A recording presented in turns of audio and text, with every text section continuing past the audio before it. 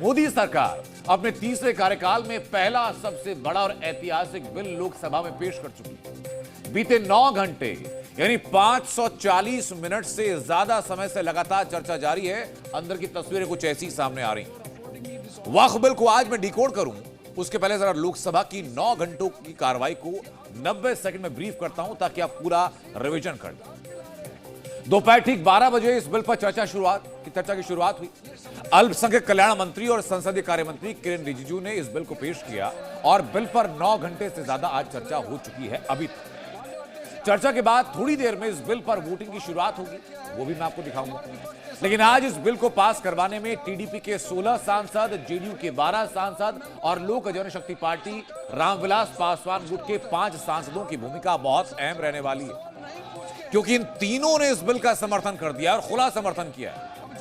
हालांकि बिल को पास करवाने से पहले दोनों पक्षों के बीच चर्चा के दौरान काफी बहस भी हुई और इस दौरान दोनों पक्षों के हर पार्टी के दिग्गज सांसदों ने बिल के पक्ष में या बिल के विरोध में अपने अपने तर्क दिए। आप देखिए जरा कि चर्चा में अलग अलग पार्टियों के नेताओं ने हिस्सा लिया है, अपनी अपनी बात रखी। एक तरफ बिल के पक्ष में बीजेपी की तरफ से गृहमंत्री अमित शाह रहे, किरेन रिजिजू रहे, रविशंकर प्रसाद रहे, अनुराग ठाकुर रहे, जेडीयू से राजीव रंजन रहे, शिवसेना से श्रीकांत शिंदे रहे, टीडीपी से कृष्ण प्रसाद एनटी रहे, एलजेपी रामविलास पासवान गुट से अरुण भारती रहे, जिन्होंने बिल के समर्थन में अपनी बात रखी। तो दूसरी तरफ देखिए जरा कौन कौन चेहरे थे।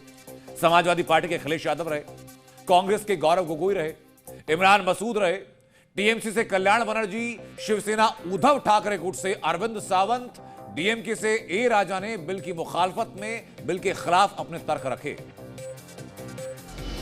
14 में चुनाव आने वाला था, 13 में रातों रात तुष्टीकरण करने के लिए वक्फ कानून को एक्सट्रीम बना दिया गया। इसके कारण दिल्ली लुटियन की 123 वीवीआईपी संपत्ति कांग्रेस सरकार ने जब चुनाव मुहाने पर थे, 25 दिन दूर था, वक्फ को देने का काम कर दिया।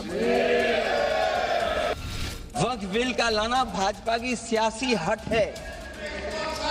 वक्फ बिल भाजपा की सांप्रदायिक राजनीति का नया रूप है। आज चंद वोट के लिए, सत्ता के लिए हमारे मुसलमानों को आपने 70 साल से ज्यादा वोट बैंक बना करके गुमराह किया है। कितना और गुमराह करना चाहते हैं? Today you are against Muslims, tomorrow it will be against Christians. ये विधायक कांग्रेस की तुष्टीकरण की राजनीति का अंतिम संस्कार करने वाला है, मैं विश्वास दिलाना चाहता हूं। This will be the last nail in the coffin of Congress politics of appeasement. इस सरकार का उद्देश्य है भ्रम फैलाना, to defame the minority communities of India. पिछड़े मुसलमानों को भी वक्फ में जगह दी जाएगी, उनको जगह दी जाएगी, तो परेशानी क्यों है इनको?